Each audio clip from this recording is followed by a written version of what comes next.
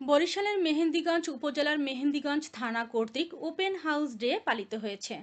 মেহেন্দিগঞ্জ উপজেলার অডিটোরিয়ামে বরিশাল জেলার পুলিশ সুপার মোহাম্মদ শরীফ উদ্দিন প্রধান অতিথি হিসেবে উপস্থিত থেকে বিভিন্ন শ্রেণী পেশার মানুষের কথা শোনেন। এ সময় বিশেষ অতিথি হিসেবে উপস্থিত ছিলেন উপজেলা নির্বাহী অফিসার এস.এম. মশিউর রহমান। আরও উপস্থিত ছিলেন অতিরিক্ত police super Bakerganj circle Alauddin Hasan. প্রধান অতিথি তার বক্তব্যে বলেন, মাদকমুক্ত মেহেন্দিগঞ্জ গড়ার লক্ষ্যে সকলকে ঐক্যবদ্ধভাবে কাজ করতে হবে এবং নিজের সন্তানের খোঁজ খবর রাখতে হবে। সন্তান কোথায় থাকে, কি করে তা পরিবারকে সজাগ দৃষ্টি রাখতে হবে। সুশীল সমাজের সহযোগিতা ছাড়া মাদকমুক্ত করা সম্ভব নয়।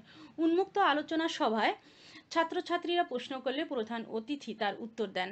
সভায় আরও উপস্থিত ছিলেন মেহেন্দিগঞ্জ থানার ওসি মোহাম্মদ জাহাঙ্গীর হোসেন, উপজেলা বিএনপির আহ্বায়ক গিয়াসউদ্দিন দীপেন, সিনিয়র যুগ্ম আহ্বায়ক আসাদুজ্জামান মুক্তা, মেহেন্দিগঞ্জ উপজেলার বাংলাদেশ জামায়াতে ইসলামী সভাপতি শফিকুর রহমান, বাংলাদেশ ইসলামী আন্দোলনের সভাপতি ইঞ্জিনিয়ার জাহাঙ্গীর আলম, স্কুল কলেজের ছাত্রছাত্রী, শিক্ষক শিক্ষিকা, পাতারহাট বন্দরের ব্যবসায়ী, সুশীল সমাজের ব্যক্তিবর্গ সহ সাংবাদিক ও গণ্যমান্য ব্যক্তিবর্গ উপস্থিত ছিলেন। বিস্তারিত দেখুন মোহাম্মদ স্বপন হাওলাদারের প্রতিবেদনে। তার মামা এই অঞ্চলের একজন ধনাঢ্য ব্যবসায়ী ছিলেন। ড্রেজিং একটি বড় সমস্যা। অবৈধভাবে বালু উত্তোলন করে বালু বিক্রি করছে, সেটা এখন সময়টা পরিবর্তিত হয়ে গেছে, রাতে গভীর রাতে করতেছে। এটাকে এখানে আমাদের ভারপ্রাপ্ত সাহেব আছেন, পুলিশ প্রশাসনের সদস্যরা আছেন, এটাকে অচিরে দ্রুত বন্ধ করতে হবে।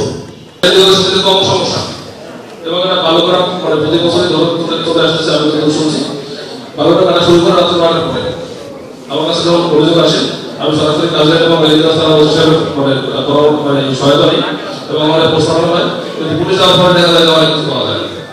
পুলিশের যাওয়ার খবর প্লাস আমার ইনফরমেশনের খবর সবই ঠিক হয়ে যাচ্ছে। মানে পুলিশ থানা থেকে বেরোচ্ছে, একটা স্পটে যাবে, ওই যাওয়ার মাঝখানের সময় তারা 2000 টাকা সহায় করে কোনো জায়গায় যে বাচ্চার গেঞ্জিটা ফোটা থাকে। ঈদে আপনারা কবে নতুন জামা কিনেছেন এটা কিন্তু আপনাদের খেয়াল নাই, কিন্তু সন্তানকে কিন্তু দিয়েছেন। আপনি যাই করেন না কেন, আপনি দিনমজুরের কাজই করেন আর আপনি ভ্যান চালান আর যেটাই করেন, ছোট ব্যবসা বড় ব্যবসা, নিজে কিন্তু কখনো কেনেন নাই, কিন্তু সন্তানকে কিনে দিয়েছেন। কি ঠিক বলতেছি?